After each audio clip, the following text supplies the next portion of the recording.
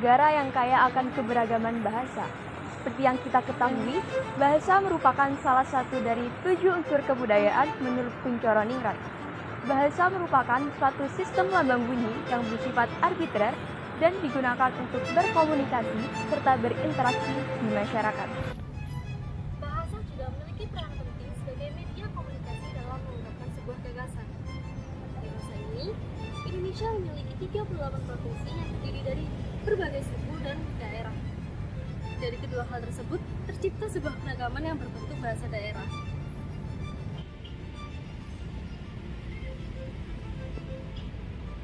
Bahasa daerah adalah bahasa yang digunakan secara turun-temurun oleh masyarakat daerah tersebut. Namun, semakin berkembangnya zaman, semakin banyak pula teknologi yang dikembangkan. Hal tersebut menjadikan salah satu ancaman terhadap bahasa, khususnya bahasa daerah.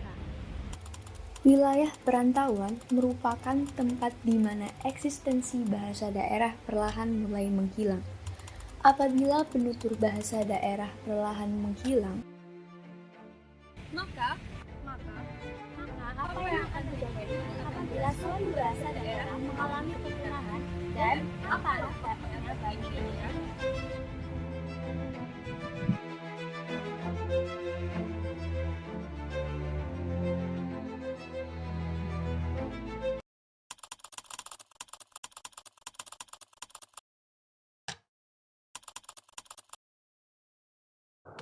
Bangsa Indonesia adalah bangsa yang majemuk, dengan terdiri dari berbagai suku bangsa, agama, dan bahasa. Pertanggal 9 Desember 2022 kemarin, Indonesia resmi memiliki 38 provinsi yang disahkan oleh Menteri Dalam Negeri atas nama Presiden Insinyur Haji Joko Widodo melalui Undang-Undang Nomor 29 Tahun 2022. Yang kedua, kami sampaikan bahwa pembentukan RUU Provinsi Papua Barat Daya ini adalah atas dasar inisiatif DPR RI yang disetujui oleh pemerintah. Dengan resminya peraturan tersebut, dapat disimpulkan bahwa Indonesia memiliki tanah yang luas dan orang yang beragam. Berdasarkan situs dataindonesia.id yang dilansir pada tahun 2022, penduduk Indonesia pada tahun 2022 berjumlah 275,77 juta jiwa yang tersebar di seluruh kawasan Indonesia, di mana data tersebut naik sekitar 1,3% dari tahun sebelumnya. Meskipun berdampak positif karena Indonesia menjadi kaya akan dimensi orangnya, tetapi hal tersebut juga berdampak negatif, seperti kurangnya lahan pekerjaan dan pendidikan yang layak untuk masyarakat. Kota besar merupakan tempat yang strategis untuk mencari lowongan pekerjaan dan pendidikan. Dengan kemajuan teknologi dan tren yang lebih dulu masuk melalui kota-kota besar, menjadikan kota besar dianggap sebagai pilar bertahan hidup. Berbanding terbalik dengan di desa dan kota-kota kecil. Teknologi di desa kebanyakan masih tergolong ketinggalan zaman. Sedangkan di kota-kota kecil, gaji yang didapat kebanyakan masih di bawah upah minimum provinsi atau UMR. Dengan begitu, orang di desa dan kota-kota kecil pergi merantau ke kota besar dengan harapan kehidupan mereka dapat terbantu. Berdasarkan Badan Pusat Statistik Surabaya terbaru, didapatkan data bahwa jumlah perantau ke Surabaya pada tahun 2020 berjumlah 25.723 jiwa. Sedangkan arti kata merantau adalah perpindahan atau perginya seseorang dari tempat dia berasal menuju wilayah baru untuk menempuh kehidupan yang baru, maupun mencari pengalaman hidup atau pekerjaan. Semoga Tuhan memberkati. Good luck for me. Secara otomatis, kehidupan para perantau akan perlahan-lahan berubah, seperti gaya hidupnya dan gaya bicara sehari-harinya. Sebagian besar hidup perantau akan menggunakan bahasa daerah rantauan mereka, sehingga tanpa disadari, mereka mulai beralih bahasa dan kemungkinan juga melupakan bahasa daerah asli mereka. Kami telah melakukan wawancara terhadap beberapa narasumber yang berasal dari luar kota daerah Surabaya, dan berikut hasil wawancaranya. Banyak kalau di daerahnya aku itu bahasa Madura banyak, bahasa Jawa. Masih sangat masih sekali. Tasik Seduwo ya Mbak, memang itu yang desa gitu sih bahasa daerah. Masih. Karena masyarakat di sana memang untuk masalah di lingkungan masyarakat itu masih menggunakan bahasa daerah, khususnya Jawa ya, Jawa kasaran. Soalnya kan udah antara Sidoarjo, Gresik sama Surabaya itu memang secara harfiah itu sama sebenarnya. Gitu. Cuma ada beberapa kata yang berbeda gitu aja.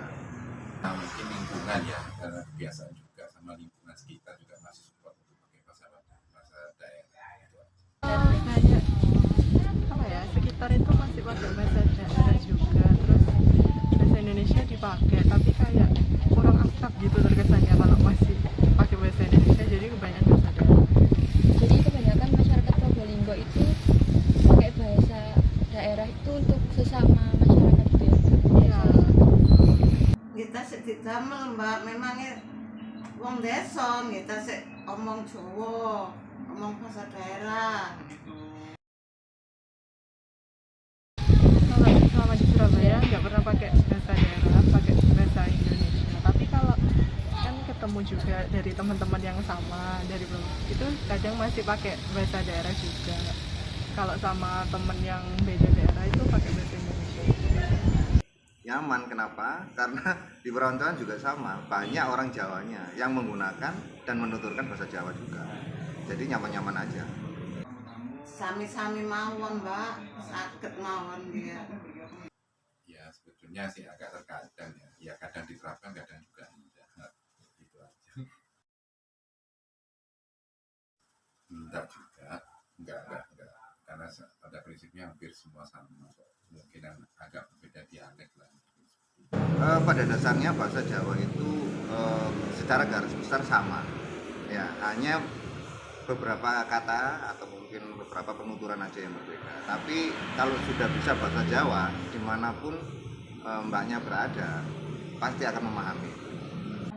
Lek kumpul-kumpul wong Madura nggih rada angel Mbak. Nek padha Jawane mawon nggih tasik nyambung. Enggak ada. Agak ada sih, soalnya rata-rata bisa pakai bahasa Indonesia semua, ngerti semua.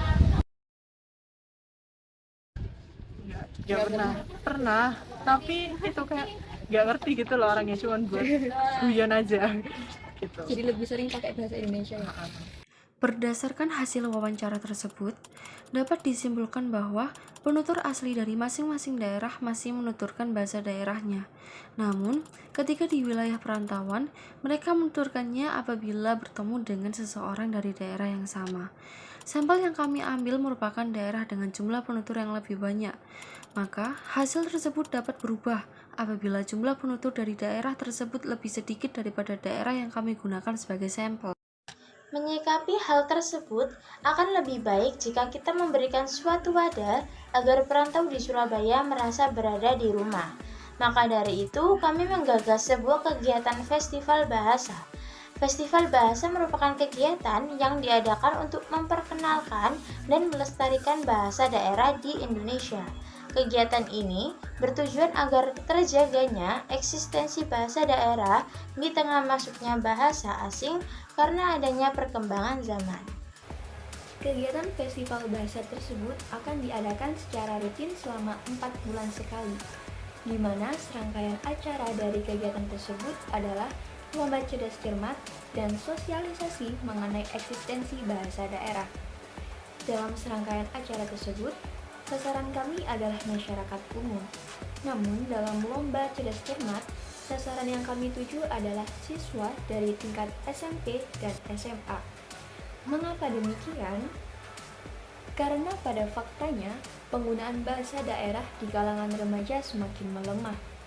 Hal ini disebabkan karena mereka lebih memilih menggunakan bahasa Indonesia lantaran lebih mudah ketika berkomunikasi. Perlombaan tersebut sangatlah menarik, karena selain menggaungkan kembali bahasa daerah, kami juga menawarkan uang tunai dan kesempatan berkunjung, serta mempelajari bahasa daerah pada salah satu daerah di wilayah Jawa Timur sebagai hadiahnya. Sedangkan dalam acara sosialisasi bahasa daerah, kami tidak hanya mengadakan seminar saja, melainkan juga membuka stand-stand bagi setiap daerah. Tujuan dari stand tersebut agar perantau dapat mengunjunginya dan masyarakat juga mendapat kesempatan untuk mempelajari bahasa daerah. Stand tersebut akan digelar selama kegiatan festival bahasa berlangsung, sehingga masyarakat dapat mengunjunginya kapanpun. Kesimpulan video gagasan kreatif kami adalah, dengan laju pertumbuhan penduduk Indonesia di masa sekarang, dapat diprediksi bahwa para perantau akan semakin meningkat. Meningkatnya jumlah perantau disebabkan oleh kurangnya fasilitas yang memadai untuk bekerja dan mencari ilmu, sehingga banyak penduduk yang merantau ke kota besar. Hal tersebut bisa menjadi salah satu faktor punahnya bahasa daerah, karena mereka sudah beralih menggunakan bahasa sesuai daerah perantauan yang ditempatinya.